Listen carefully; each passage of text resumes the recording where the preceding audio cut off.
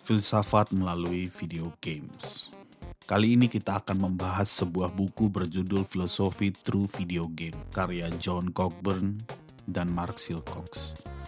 Buku ini menawarkan eksplorasi tema dan ide filosofis yang menarik melalui pendekatan video game. Buku ini memberikan pendekatan inovatif terhadap filsafat, menjadikan konsep-konsep yang abstrak lebih mudah diakses dan menarik dengan konteks media yang akrab bagi banyak orang, yaitu video games. Penulisnya menggunakan berbagai macam permainan, mulai dari permainan klasik seperti Tetris dan The Legend of Zelda, hingga judul yang lebih kontemporer seperti BioShock dan World of Warcraft. Contoh yang luas ini memastikan bahwa diskusi dapat diterima oleh beragam audiens, baik gamer maupun non-gamer. Philosophy Through Video Games merupakan kontribusi berharga bagi literatur filosofis dan studi permainan. Cockburn dan Silcox menawarkan cara yang unik dan menarik untuk mengeksplorasi ide-ide filosofis, menjadikan pokok bahasanya dapat diakses oleh khalayak yang luas. Buku ini sangat cocok bagi mereka yang baru mengenal filsafat, namun memiliki minat pada video game, serta bagi para pendidik yang mencari cara inovatif untuk mengajar konsep filosofis. Selanjutnya mengenai philosophy of games. Konsep pertama yang dibawakan oleh Cockburn dan Silcox adalah epistemologi dan video game.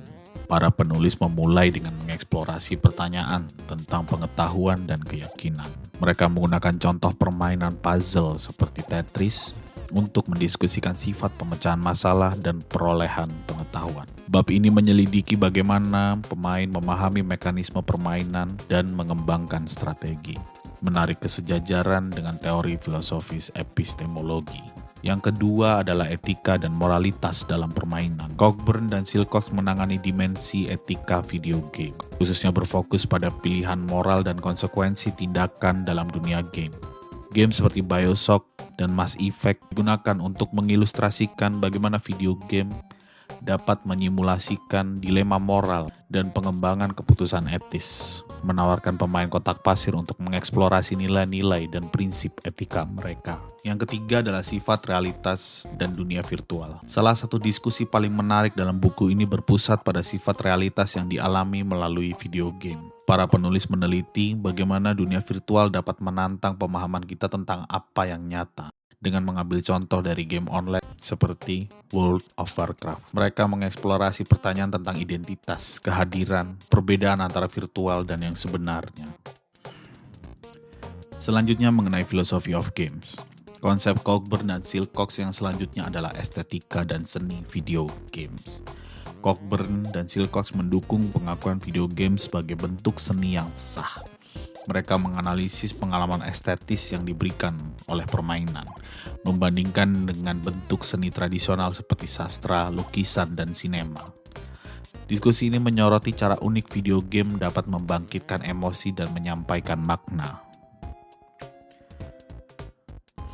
Konsep yang kelima adalah mengenai narasi.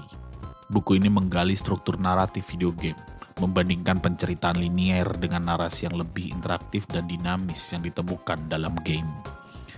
Penulis membahas bagaimana agensi dan pilihan pemain dapat mempengaruhi pengalaman bercerita dengan menggunakan game seperti The Legend of Zelda dan Heavy Rain sebagai studi kasus.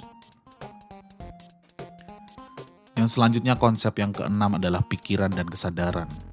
Dalam bab ini, penulis mengeksplorasi pertanyaan filosofis tentang pikiran dan kesadaran melalui permainan yang menantang persepsi dan kemampuan kognitif pemain. Permainan puzzle dan pengalaman realitas virtual dipaksa potensinya dalam memberikan wawasan tentang kognisi manusia dan sifat kesadaran. Berikutnya mengenai philosophy of games. Konsep Cockburn dan Silcox yang ketujuh adalah kehendak bebas dan determinisme.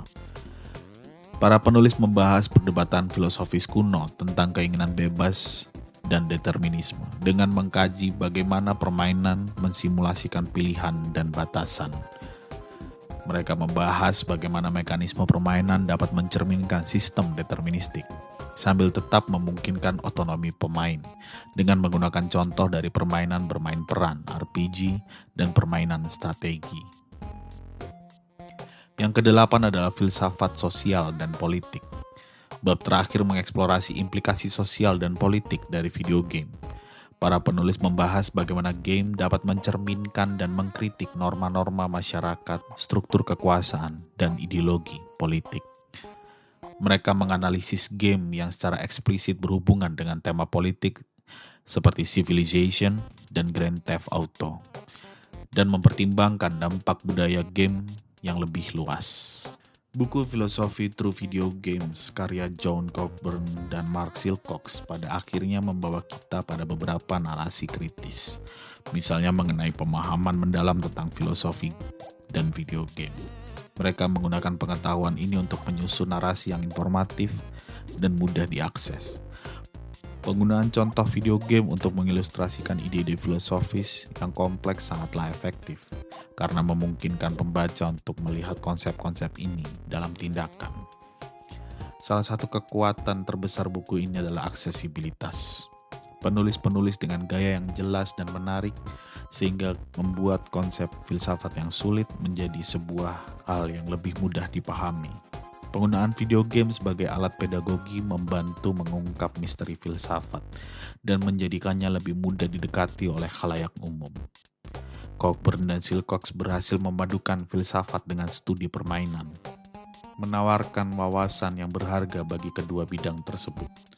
Pendekatan interdisipliner mereka memperkaya diskusi dan memberikan analisis komprehensif tentang dimensi filosofis video game.